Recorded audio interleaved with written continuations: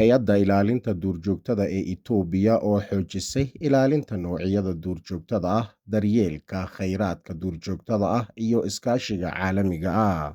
Xoghayaha guud ee heshiiska caalamiga ah ee ganacsiga noocyada duurjoogtada iyo dhirta ee halista ugu jirta dabar go'a.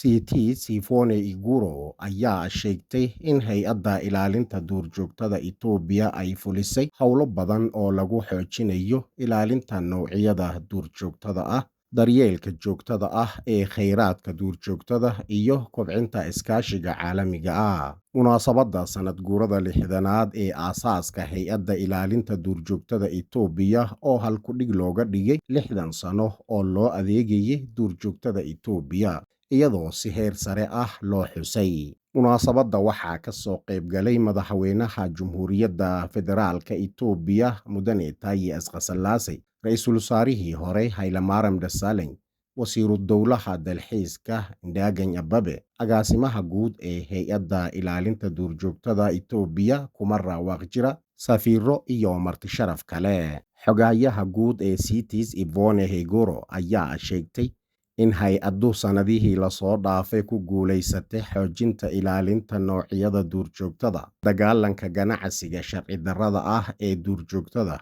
iyo xoojinta iskaashiga caalamiga ah. Waxaa sidoo kale ay xustay sida ugu faraxsan tahay iskaashiga muddada dheer ee u dhexeeyay Itoobiya iyo CITES, heshiiska caalamiga ah ee ganacsiga noocyada duurjoogtada iyo dhirta ee halista ugu jirta dabar go'a.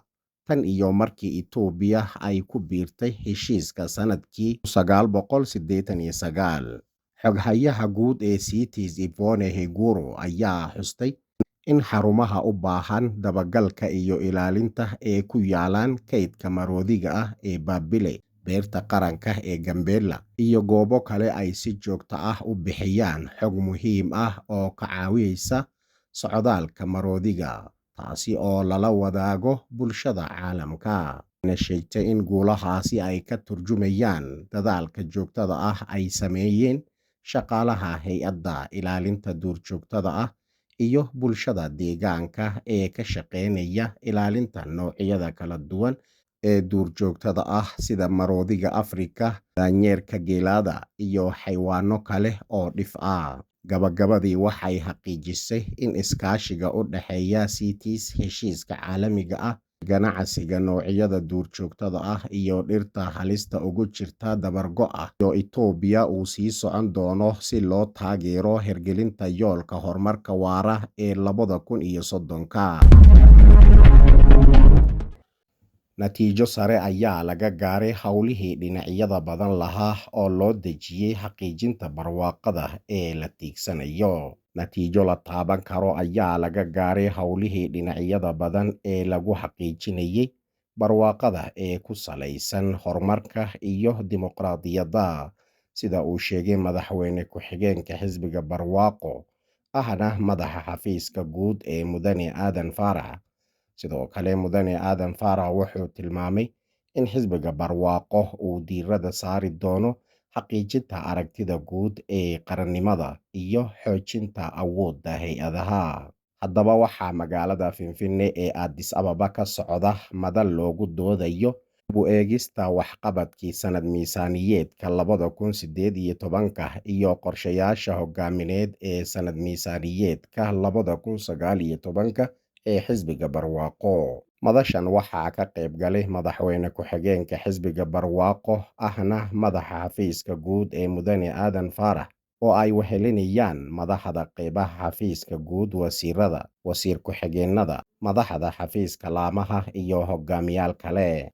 Mudane Aadan Faarax wuxuu xusay in sanad miisaaniyadeedka 2018 uu ahaa sanad natiijooyin muuqda laga gaaray dhismaha hay-adaha, xukunka dimuqraadiyadda iyo howlaha horumarka. Wuxuu intaasi ku daray in sanad miisaaniyadeedku ka mid ahaa sanad xisbiga uu ku dhisay awooddiisa dhanka nidaamka, habraacyada, ilaha aadanaha, agabka, iyo sidoo kale awoodda fulinta. Sababtoo ah dadweynaha oo dhan ka soo qayb qaatay si firfircooni ah iyagoo dareen lahaansho buuxda ku muujiyay.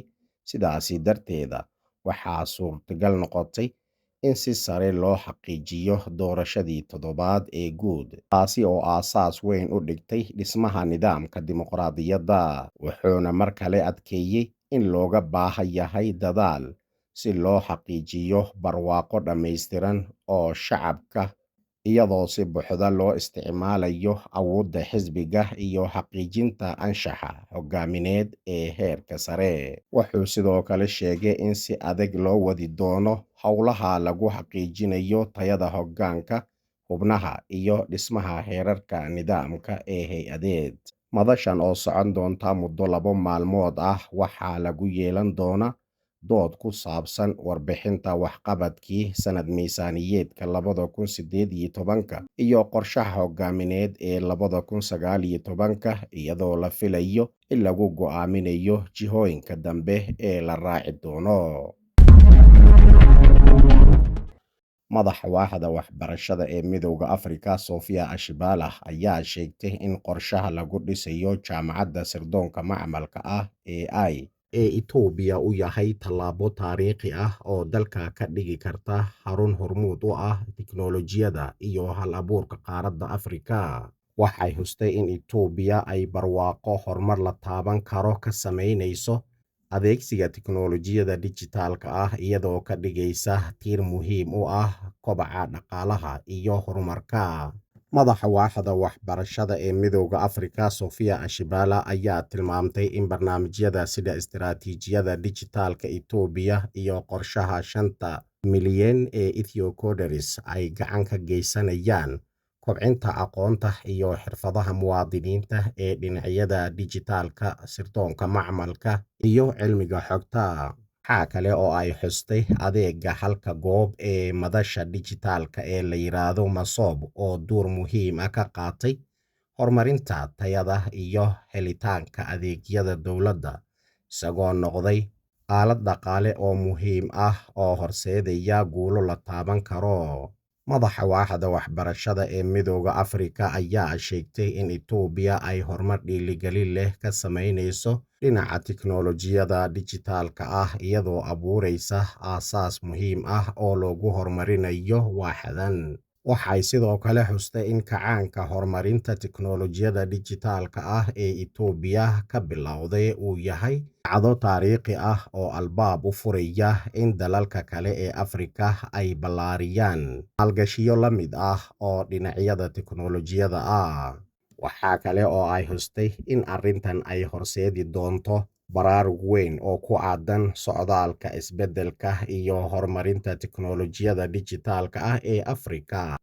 Waxaa sidoo kale sharaxday in himilada Itoobiya ee lagu aasaasayo jaamacadda ugu horeysa ee sirdoonka macmalka ee qaaradda ay dalka ka dhigi doonto hormuud, iyadoo kor u qaadaysa tayada waxbarashada iyo cilmi baarista mustaqbalka.